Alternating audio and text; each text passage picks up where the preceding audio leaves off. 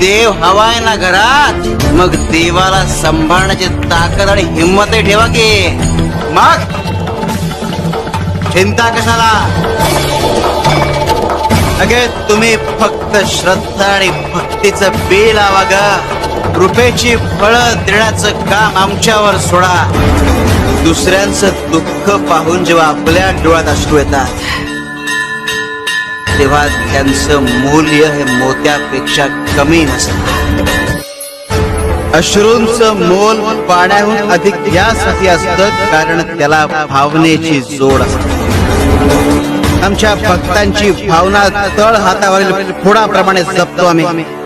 वाट बिकट आहे पण भिवू नकोस, मी तुझ्या पाठीशी. शिव शंकर शंभो.